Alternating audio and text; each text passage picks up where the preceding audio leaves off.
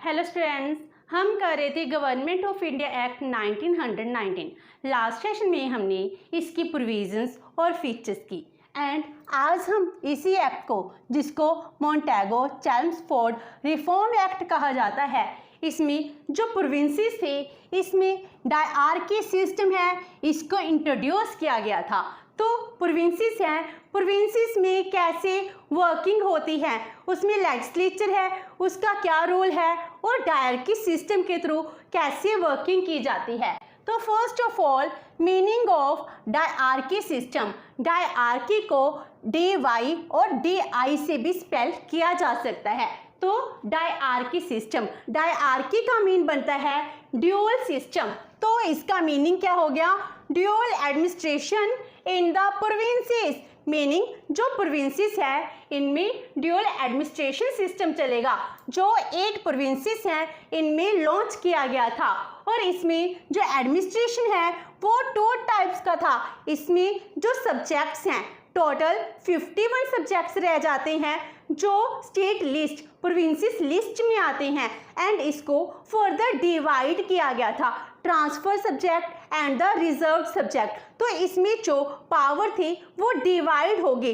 तो जो प्रोविंसेस का एडमिनिस्ट्रेशन चल रहा था इसमें जो एग्जीक्यूटिव काउंसिल है उसका डिफरेंट रोल था और जो लेजिस्लेचर है इसका डिफरेंट रोल था। तो दोनों के साथ ड्यूअल सिस्टम है वो वर्क करता है। तो इस तरह जो पावर्स थी लेजिस्लेचर एंड एग्जीक्यूटिव है इसके अंडर डिवाइड की जाती हैं।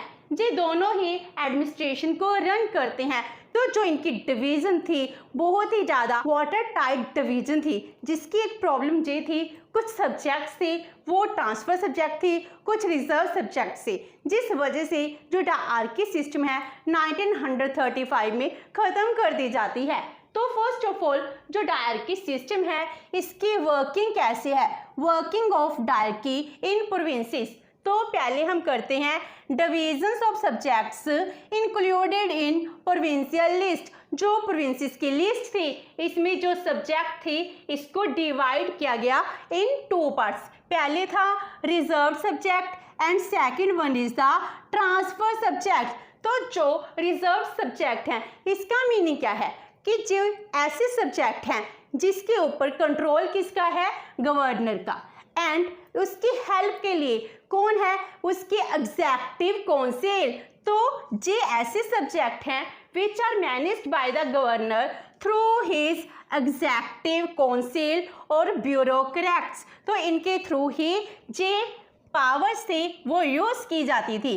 तो इसका मीनिंग हुआ जो एग्जीक्यूटिव है इसके अंडर आते हैं रिजर्व्ड सब्जेक्ट्स एंड जो ट्रांसफर सब्जेक्ट्स थे वो कैसे थे, इसके ऊपर भी कंट्रोल किसका था, गवर्नर का कंट्रोल था।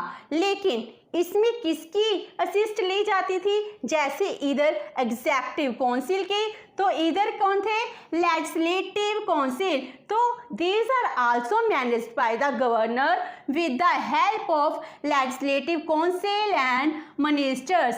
तो जो पर्सन्स हैं इलेक्ट किए जाते थे, जो लेजिस्लेचर का पार्ट बनते थे, वो ही क्या करते थे, ट्रांसफर सब्जेक्ट्स के ऊपर लॉ बनाते थे, उनके द्वारा मैनेज किया जाता था। इस तरह सब्जेक्ट्स को डिवाइड कर दिया, एक पार्ट को लेजिस्लेचर को दे दिया और एक पार्ट एग्जीक्यूटिव को दे दिया।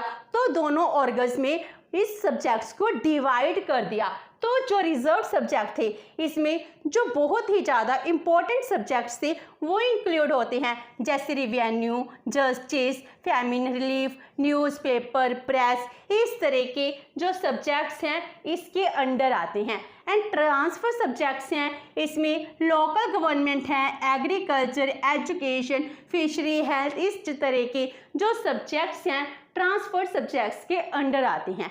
एंड इसमें एक चीज़ ये भी है, एग्रीकल्चर का डिपार्टमेंट है वो ट्रांसफर सब्जेक्ट था, लेकिन जो इरिगेशन है इरिगेशन रिजर्व सब्जेक्ट में था। तो इस तरह बहुत ज़्यादा प्रॉब्लम्स हैं वो क्रिएट हो जाती हैं। तो एक अच्छे से प्रॉपर लॉ नहीं बन पाते हैं जिसकी हम डिमांड करते हैं। तो जो ये डिवीज़न है पूरी तरह साइंटिफिक नहीं थी, जिसको हम क्रिटिसाइज करेंगे अपने नेक्स्ट सेशन में। तो फर्स्ट हो गया division of subjects. Number 2 department of revenue. जो रिवेन्यू फिनांस एक्सपेंडिचर है, इसका डिपार्टमेंट, इसके ऊपर कंट्रोल किसका था? रिजर्व सब्जेक्ट के अंदर जो गवर्नर है उसके एग्जीक्यूटिव काउंसिल का। तो जो रिवेन्यू और फिनांस के डिपार्टमेंट्स हैं जी रिजर्व सब्जेक्ट में इंक्लूड थे, और इनके लिए ऊपर क्या डिफाइन किया गया था? इनका हेड, जिसको काउंसलर कहते थे। तो काउंसलर ही फिनांस हेड में सबसे इम्पोर्टेंट होता था, वो ही जो बजट है उसको प्रिपेयर करता था। तो जो बजट प्रिपेयर होगा, चाहे रिजर्व सब्जेक्ट्स हैं और दो ट्रांसफर सब्जेक्ट्स हैं, इन सब पर ही बजट कौन बनाता था? जो काउंसलर होता था। तो expenditure on transfer subjects also prepared by the counsellor. तो सभी पावर्स किसके पास आ गई फिनांस की? जो गवर्नर है और इसकी एग्जीक्यूटिव काउंसिल है, जो काउंसिलर है इसके पास ही फिनांस की सारी पावर्स हैं। Number 3 the taxes and the loans. अगर एडमिनिस्ट्रेशन को रन करने के लिए लोन चाहिए, टैक्सेस चाहिए, तो इसके लिए क्या है? जो लेजिस्लेचर है वो टैक्स इम्पोज कर सकती है, लेकिन इसके लिए उसको जो सेंट्रल गवर्नमेंट है उससे अप्रूवल लेनी होगी। अगर लोन लेना है उसके लिए क्या था? उसके लिए भी जो सेंट्रल गवर्नमेंट है उसकी अप्रूवल चाहिए होती थी। तो इसके लिए पहले तो सिक्योरिटी ऑफ रिवेन्यू है जे देनी पड़ती थी, और उसके बाद लोन के लिए भी सेंट्रल गवर्नमेंट की अप्रूवल थी। तो इस तरह जो पावर्स थी वो सभी पावर्स कंसंट्रेट हो रही थी in the hands of governor और उसकी executive council. Number 4 role of the governor. जो गवर्नर है इसका क्या रोल था? गवर्नर की पावर, जो प्रोविंसेस का गवर्नर था उसकी पावर बहुत ज़्यादा वास्ट एंड अनलिमिटेड पावर थी on both subjects. Both subjects means चाहे ट्रांसफर सब्जेक्ट्स हैं चाहे रिजर्व सब्जेक्ट्स हैं। रिजर्व सब्जेक्ट्स में तो उसके एब्सोल्यूट पावर थी, एंड ट्रांसफर सब्जेक्ट्स हैं उसके लिए भी पहले उसकी सिग्नेचर की जरूरत होती थी, क्योंकि ये भी मैनेज्ड बाय द गवर्नर। तो गवर्नर का कंट्रोल हर एक सब्जेक्ट के ऊपर था, जितनी भी प्रोविजंस हैं सब पर गवर्नर ही कंट्रोल करता था। इवन कि जो मिनिस्ट्री है उसको वो डिसमिस भी कर सकता था। अगर उसको लगता था मिनिस्टर मेरे अकॉर्डिंग काम नहीं करी, डिसमिस कर नए पर्सन को अपॉइंट कर लेता था। एंड अगर पूरी लेजिस्लेचर उसके अगेंस्ट हो तो पूरी लेजिस्लेचर को वो डिसॉल्व भी कर सकता था।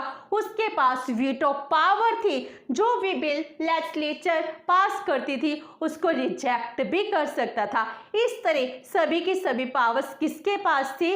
गवर्नर के पास थी। तो इस तरह जो एग्जीक्यूटिव सिस्टम है ये वर्क करता है। अब करते हैं प्रोविंसेस की लेजिस्लेचर। जो लेजिस्लेचर सिस्टम है इसकी वर्किंग कैसे होती है? सबसे पहले expansion of members of legislative council. जो लेजिस्लेटिव काउंसिल है इसके मेंबर्स को एक्सपेंड किया जाता है। जैसे सेंट्रल लेजिस्लेटिव असेंबली है उसके मेंबर्स इंक्रीज किए जाते हैं, वैसे ही जो प्रोविंसेस की लेजिस्लेचर है इसके मेंबर्स भी इंक्रीज किए जाते हैं। जो लार्ज प्रोविंसेस थी उनमें मैक्सिमम 140 मेंबर्स, जो छोटी थी उनमें 55 मेंबर्स को अपॉइंट एंड इलेक्ट किया जाता था। एंड इसमें भी यही प्रोविजन की गई, जिन मेंबर्स को लेजिस्लेचर में लिया जाएगा उनमें 70% मेंबर्स क्या होने चाहिए? इलेक्टेड होने चाहिए। और जो 30% मेंबर्स थे वो मेंबर्स क्या होते थे? नॉमिनेटेड। और नॉमिनेटेड में 20% क्या थे? ऑफिशियल, 10% क्या होते थे? Non official. तो इस तरह जो 30% हैं वो नॉमिनेटेड होगी एंड 70% इलेक्टेड मेंबर्स होंगे। Next is speaker of the legislative assembly. जो स्पीकर है, जो प्रोविंसेस का स्पीकर था, पहले उसको कौन अपॉइंट करता था? गवर्नर। तो first speaker was appointed by the governor of the provinces, और उसके बाद अगर लेजिस्लेटिव असेंबली चाहे तो गवर्नर को चेंज कर सकती थी। तो उसके बाद वो नया अपने में से ही किसी एक मेंबर को स्पीकर इलेक्ट कर सकती थी। एंड इसके लिए क्या ज़रूरत थी कि जो गवर्नर है इसकी अप्रूवल होनी चाहिए। एंड जो डिप्टी स्पीकर होता था वो उसको भी इलेक्ट कर सकते थे। जो डिप्टी स्पीकर है, डिप्टी स्पीकर के लिए क्या प्रोविज़न थी कि मेंबर उसको इलेक्ट करते थे और इसके लिए गवर्नर की अप्रूवल लेते थे। Then tenure of the legislative assembly, जो प्रोविंसेस में लेजिस्लेटिव असेंबली थी इसका टेन्योर 3 इयर्स के लिए था। एंड जो गवर्नर है वो गवर्नर जो लेजिस्लेटिव असेंबली है इसको जब चाहे विदाउट एनी रीज़न वो डिसॉल्व भी कर सकता था, क्योंकि आंसरेबल गवर्नमेंट तो थी नहीं, जिस वजह से उसको आंसर देना पड़ता कि मैं डिसॉल्व किन ग्राउंड पर कर रहा हूँ। Next is powers of the legislative assembly. जो लेजिस्लेटिव असेंबली है इसको बहुत ज़्यादा पावर्स दी गई थी, इतनी ज़्यादा भी नहीं थी कि गवर्नर तक को चैलेंज कर सके, लेकिन इतनी पावर्स थी जो प्रीवियस एक्ट था उससे थोड़ी सी ज़्यादा दे दी गई। तो इस तरह जे कोई भी एक्ट है, बिल है, उसको पास कर सकती थी, लेकिन लिमिटेशन क्या इम्पोज कर दी, आपने बिल पास कर दिया लेकिन उसके लिए अप्रूवल चाहिए किसकी, governor of the provinces and governor general of India, इन दोनों की अप्रूवल की ज़रूरत है। तो इसको फाइनेंशियल पावर्स दे दी। फाइनेंशियल पावर के 2 पार्ट कर दिए, एक पार्ट में जे सिर्फ जो एक्सपेंडिचर मैटर्स थे उनको डिस्कस कर सकते थे और सेकंड पार्ट में सिर्फ अपने व्यूज या उनको एक्सप्रेस कर सकते थे, डिस्कस नहीं कर सकते थे। तो फाइनेंशियल मैटर्स में जो पावर दी थी उसमें से वोट है वो नहीं पास कर सकते थे। एंड जो मिनिस्टर्स थे, ministers were answerable before the legislature. ये कहा गया कि जो भी एग्जीक्यूटिव काउंसिल है, जो भी मिनिस्टर्स हैं, हर एक काम के लिए आंसरेबल होंगी, लेकिन वो जो सप्लीमेंट्री क्वेश्चन है उसके लिए डिनाई भी कर सकते थे। इस तरह जो लेजिस्लेटिव असेंबली है उसको कुछ पावर्स दी जाती हैं। तो इस तरह 35 के एक्ट में और भी ज़्यादा पावर्स दी जाती है। तो स्टार्टिंग होती है पावर्स के एक्सपेंशन की। तो विद दिस जो डायरेक्ट सिस्टम है इसकी वर्किंग है वो कंप्लीट होती है। नेक्स्ट सेशन में हम डायरेक्ट सिस्टम की जो कॉजेस हैं, किस वजह से इसको फेलियर माना जाता है, वो करेंगे। होप सो कि आपको ये सेशन अच्छा लगा होगा। अगर आपकी कोई क्वेरी है तो post it in the comment box and video अच्छी लगी तो please like and share with your friends. Thank you so much and have a nice day.